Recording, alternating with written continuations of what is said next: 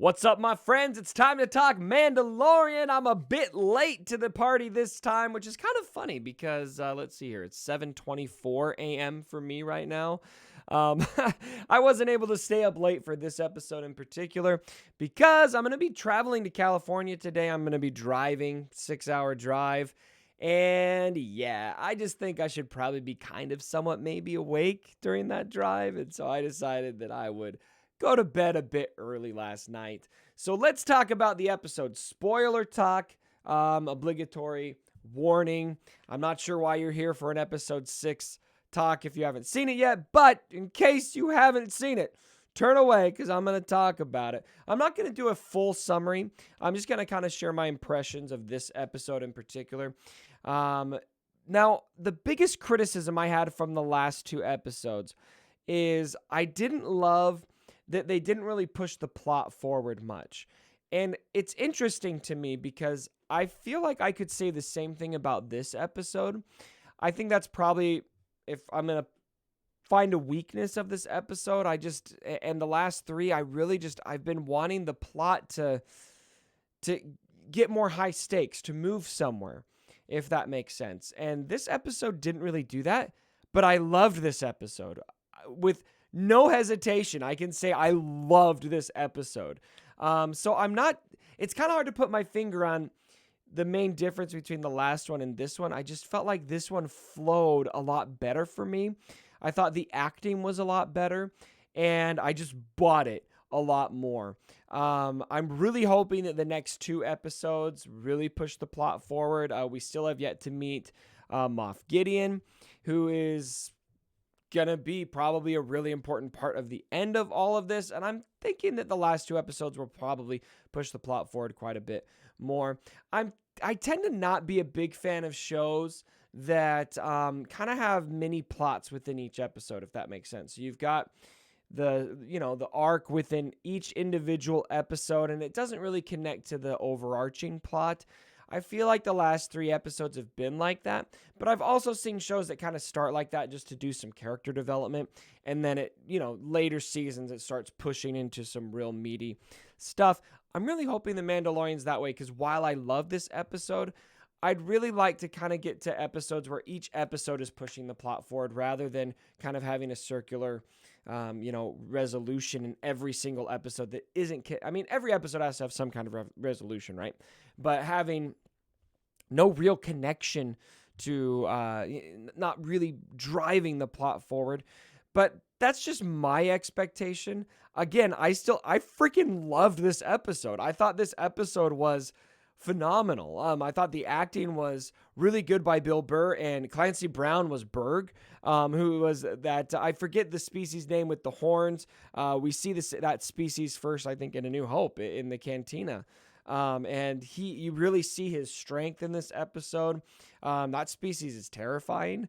And so I really, really liked the whole getting together with this band of bounty hunters, and they don't quite get along with the Mandalorian, but they got a job to do, and they're infiltrating, just the scenes where they're infiltrating this Imperial prison vessel were really satisfying, seeing them sneak around, and then you get some really great fighting sequences. The fighting in this episode was freaking dope, all right? Like that first moment that the Mandalorian sneaks behind those droids that are coming to him, and he just basically just wrecks them.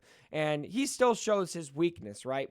He still gets pushed up against a wall, but he's able to find a way to take all of them out by himself, and all the other bounty hunters are like, wow, okay, well, I guess the dude came to play, because they're kind of doubting him for a lot of the episode. There are some really great references in this too, little Easter eggs. Of course, you've got the moment with Mayfield, who's Bill Burr's character, where he's told that the Mandalorian's told that Mayfield was ex-Imperial, and something to do with the sharpshooter or something like that. I forget exactly what it was. I didn't write it down. And the Mandalorian says, well, that's not saying much, in reference to his shooting. And Mayfield turns around and says, I wasn't a stormtrooper, wise ass. So I love the in-canon reference to stormtroopers being terrible at shooting. I think it's great. And then also with Mayfield's character, because the band of misfits isn't quite getting along with the Mandalorian, even though they're using his ship, they're joking about how he needs to take his helmet off. Like, what's under there? And he jokes that there's probably a Gungan under the Mandalorian's helmet. And Mayfield even does an impersonation of a Gungan that sounds a lot like Jar Jar Binks. It was a really, really funny reference. And it's just to have in canon that Gungans are kind of a joke too. I just really appreciated that. I thought it was great. There was also a really, really cool sequence on the prison vessel that I thought was fantastic. Of course, we've kind of got this inevitable, the bounty hunters turn on the Mandalorian, right? We finally get our prisoner, we make it to the end, and they push him into the prison cell and lock him in there. And now they're going to go escape on a ship with Baby Yoda. And I was just sitting there for the first little bit. I was terrified. I was like, oh my gosh, the Mandalorian's going to be... they're going to get away with Baby Yoda. Like, it's my only thought. It's funny how this show has turned into the Baby Yoda show, right? Like, the only thing I'm concerned about here is how are we going to save Baby Yoda? Anyway, so the Mandalorian finds a way to get out, which I think was great. He finds one of those droids. He uses his little grapple hook and gets the droid to give him his arm so he can use the little R2-D2. I don't know what those are called. The spinny thing that unlocks every door or does whatever you want it to usually in the universe. And he gets out, and then it's just kind of like this. It's almost like a horror sequence, isn't it?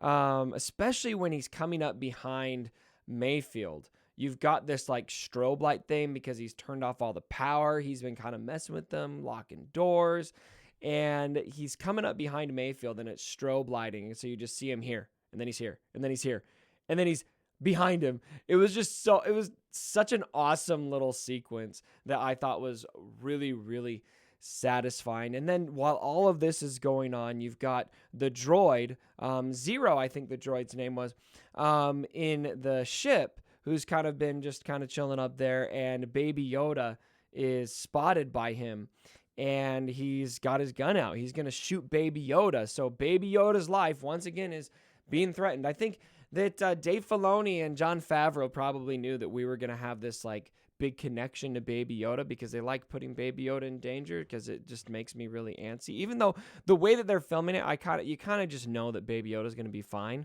I think you kind of feel the plot armor, right? But I it was still intense, right? So Baby Yoda's kind of got the brains to figure out that he's being hunted, and he's kind of hiding from him. All this is going on, and then it all lines up for the Mandalorian to shoot the droid just in time. And I thought it was interesting here in this moment too, because Baby Yoda attempts to use the Force. You can see him raising his hand and closing his eyes like he's going to push the droid away. And I thought for a second that Baby Yoda used the Force to make the blaster bolt reverse on the droid, but it turns out it was the Mandalorian. So it makes me wonder, is Baby Yoda struggling to use his Force powers? Is he, he's obviously cognitively aware of his Force powers, but it was the first real indication I think we got that he wasn't able to just use them on command. I mean, before we did see him, he kind of passed out after lifting the mud horn. But that to me felt like exertion. It felt to me before like he could use the Force on command, but this kind of felt more like he's not quite sure how to hone this yet. And so I thought that was pretty interesting. Very interesting indeed. So we get back, the Mandalorian comes back, he delivers the bounty, which is a Twi'lek. We haven't really talked about the Twi'leks in this episode. I thought that was great. Their characters both were very snake-like, very, very chip on the shoulder. I thought that was fine. It didn't really bother me. And he delivers the bounty, and he, is escaping, and he's told, go ahead and kill them. The bearded guy, I should have wrote down his name, but the bearded guy says, as the Mandalorian drives off, shoot him down. And the Mandalorian pulled a once-over on them because when we didn't talk about this in this video yet, but the Resistance, New Republic guy, he had the symbol of the Resistance on his jacket, but he had a tracker that he had activated for the New Republic to come and save them. And so he brought that with him. The Mandalorian brought that with him and dumped it on their ship. And here come the X-Wings. And I thought this was one of the best moments of the episode because we not only had Dave Filoni have a cameo in the X-Wing, which to me was the best part, but you also had two other directors. I looked this up. It was Deborah Chow and Rick, I'm not sure how to pronounce his last name, Famuyiwa. I'm so sorry that I don't know how to pronounce that name. But anyway, it was three directors from The Mandalorian that made cameos there, and then they, of course, blasted off, and The Mandalorian's able to escape.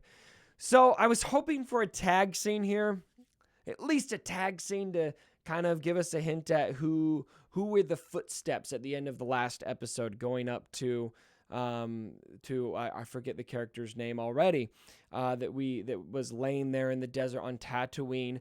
I'm really hoping that we get more on that in the next episode. So anyway, what were some of your thoughts? Let me know down in the comments below.